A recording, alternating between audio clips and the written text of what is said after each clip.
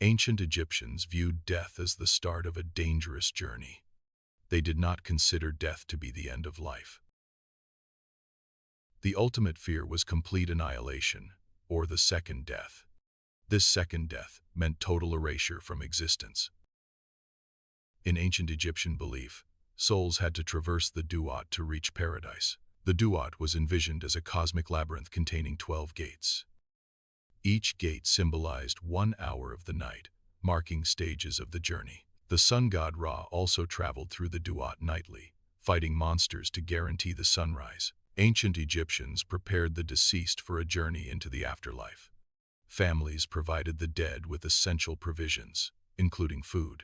Protective charms were included to ward off evil spirits and ensure safe passage. The Book of the Dead served as a crucial guide for navigating the underworld. It contained spells to overcome challenges in the afterlife. The book also included passwords needed to enter specific realms or appease deities. The Duat is characterized by an eternal night, a realm of darkness and silence. Souls entering the Duat face a desolate landscape of endless sand. Without guidance, these souls risk becoming lost and vulnerable. The Book of the Dead provides essential navigation and protection. It serves as a guide, helping souls traverse the Duat's treacherous paths. Without the book, souls are defenseless against the Duat's perils. The gates of the Duat were heavily guarded to prevent unauthorized passage. These guardians consisted of terrifying creatures and nightmarish demons. Many possessed blades in hybrid forms, increasing their lethality. Their primary purpose was to destroy any unprepared soul attempting to pass through the gates. The Duat slaughterhouse gate was guarded by menacing entities. Each guardian had a unique name, reflecting its deadly nature. Guardians possessed terrifying appearances to intimidate intruders. One such guardian was known as Blood Drinker, who lives in the slaughterhouse. These guardians posed significant threats to those attempting to pass. Only the worthy could overcome these deadly obstacles. In Duat, souls faced trials at each gate, requiring perfect recitation. Souls had to precisely utter secret names and spells to proceed. Egyptians deeply believed in the power of words and their correct usage. Accurate pronunciation was considered essential for salvation in the afterlife. Conversely, mispronunciation was believed to lead to annihilation. The speech challenge highlighted the critical role of language in Egyptian spiritual beliefs. The Book of the Dead is an ancient Egyptian funerary text. It contains spells and guidance to assist the deceased in the afterlife. The primary purpose of the Book of the Dead was to help the soul navigate the Duat. The Duat is the perilous underworld or realm of the dead in Egyptian mythology. The Duat presents surreal and hazardous landscapes. Rivers of flame characterize parts of the Duat. Whispering deserts are another feature of this realm. Boats sail on rivers of blood within the Duat. These elements combine to create a harrowing journey. The Duat's environment is fraught with peril.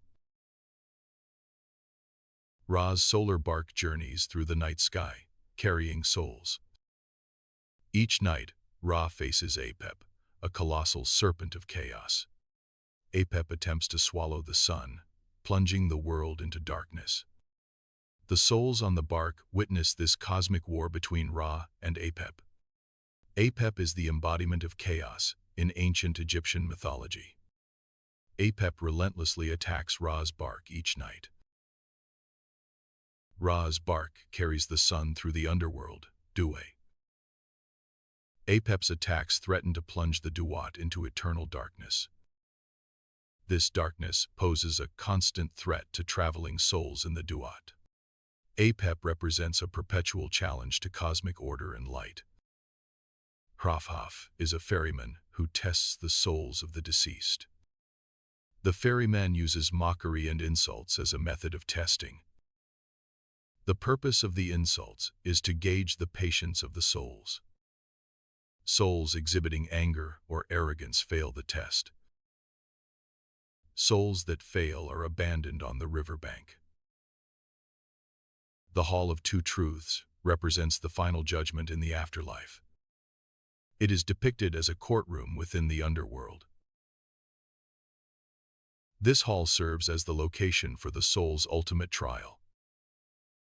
Osiris, Isis, and Horus preside over the proceedings. The soul faces divine judgment to determine its fate. The negative confession was a critical component of the ancient Egyptian afterlife judgment. It took place in the Hall of Two Truths, a symbolic location for assessing moral purity. Deceased souls were required to recite the negative confession. This confession consisted of 42 declarations of innocence, each addressing a specific deity. The purpose was to demonstrate that the soul had lived a virtuous and ethical life, free from wrongdoing. Anubis, depicted with a jackal's head, guides the soul to the scales of truth. This ceremony takes place in the Hall of Two Truths, a symbolic location in the afterlife. The heart of the deceased is placed on one side of the scale. On the other side rests the feather of Ma'at, representing truth, justice, and cosmic balance. The ancient Egyptians believed the heart was the center of thought, memory, and emotion. In the afterlife, the heart was weighed against the feather of Ma'at. The heart was placed on one side of a scale. The feather of Ma'at, representing truth and justice, was placed on the other side. This weighing ceremony determined the deceased's worthiness to enter the afterlife. A balanced scale meant the heart was pure, and the soul could proceed. Thoth is present as the scribe in the Hall of Two Truths.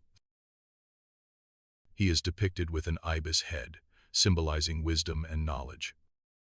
Thoth's primary role is to record the outcome of the weighing of the heart ceremony. The judgment determines if the deceased's heart is lighter or heavier than the feather of Ma'at. This record is crucial for the deceased's journey into the afterlife.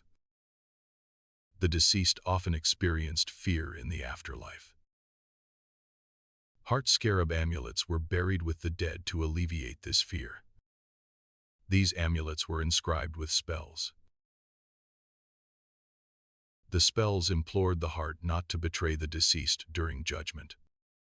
In ancient beliefs, the lightness of the heart, compared to a feather, determined the soul's fate. A true of voice soul, deemed pure, gained entry to the field of reeds. The field of reeds is envisioned as a paradise, a mirror image of earth.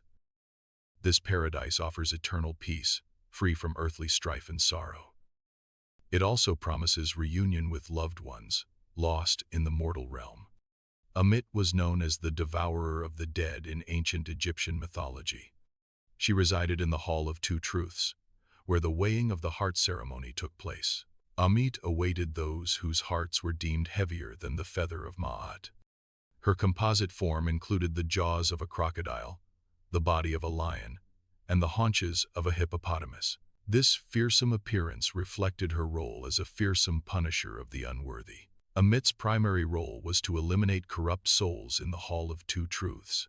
This process was initiated with a signal from Osiris, the god of the afterlife. Upon Osiris's approval, Ammit would devour the heart of the deceased. This act resulted in the second death, signifying complete annihilation of the soul. The second death signifies complete and utter annihilation. It means the absolute cessation of existence. There is no reincarnation following the second death, nor does any lingering spirit or ghost remain. Even the soul's name is erased from all records.